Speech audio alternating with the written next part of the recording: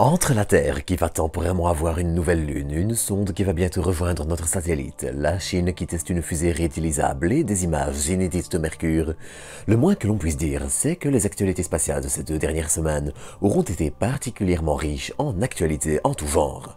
Alors, entre des fusées par poignées, des astéroïdes et des nouvelles venant des 4 coins du système solaire, l'heure est une nouvelle fois venue de faire le point sur les actualités spatiales.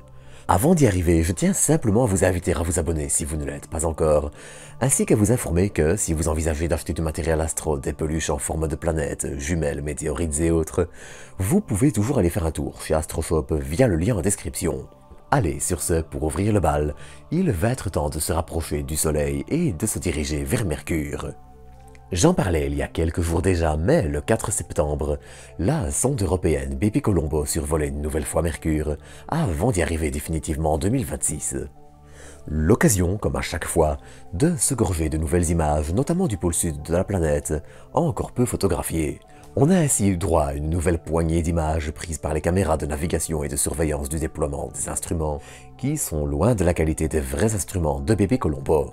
On retiendra quand même cette image, traitée par Andrea Luck et dont les crédits seront en description, qui vaut quand même le détour.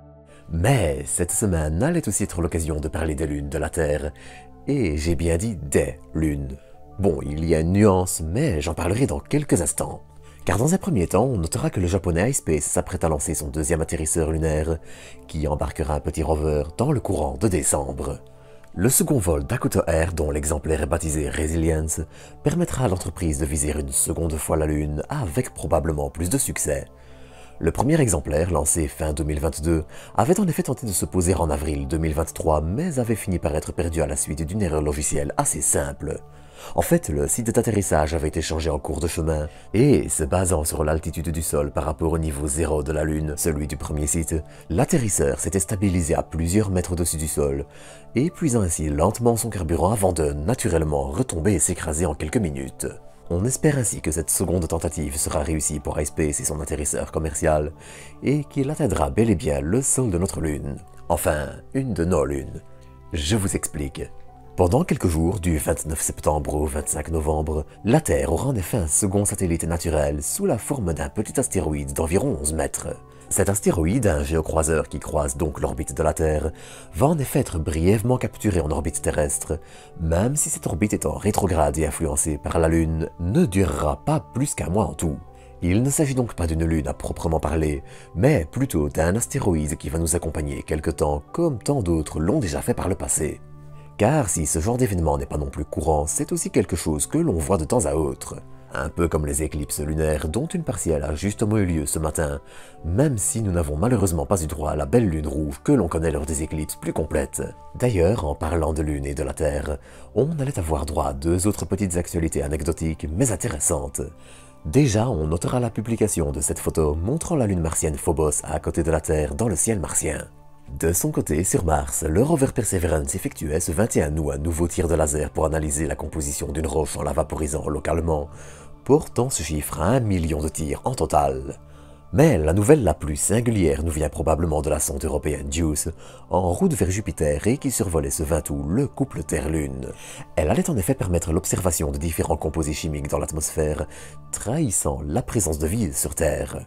Bon d'accord, prouver qu'il y a de la vie sur Terre, c'est un peu inutile, mais ça permet surtout de tester les instruments en conditions réelles, puisque ces derniers devront aider à analyser la composition des lunes joviennes et aider à savoir si leurs océans souterrains sont habitables, et si, dans l'absolu, des composés essentiels à la vie ou en trahissant la présence sont présents sur ces lunes.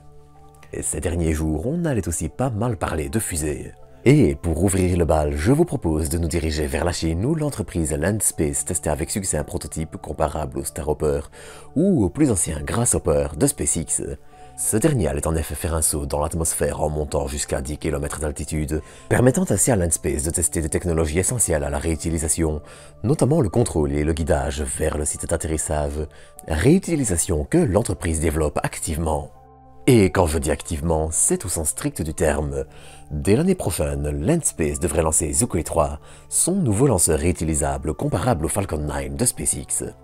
Et cet essai, attendu depuis quelque temps déjà et précédé de sauts de quelques mètres d'altitude, était ainsi un élément clé pour permettre le début de la carrière de leur nouveau lanceur, dont on parlera probablement beaucoup d'ici mi-2023. D'autant plus que Landspace en est tout sauf à son coup d'essai dans le spatial, puisqu'elle était déjà devenue, en juillet 2023, la première entreprise à atteindre l'orbite avec un lanceur utilisant du méthane, à l'aide de Zhukui 2, qui peut placer en orbite environ un quart de la charge de Falcon 9. Et en parlant de Falcon 9 d'ailleurs, on notera que SpaceX est actuellement en train de tester un nouvel exemplaire, B1086, qui devra entrer en service d'ici quelques temps.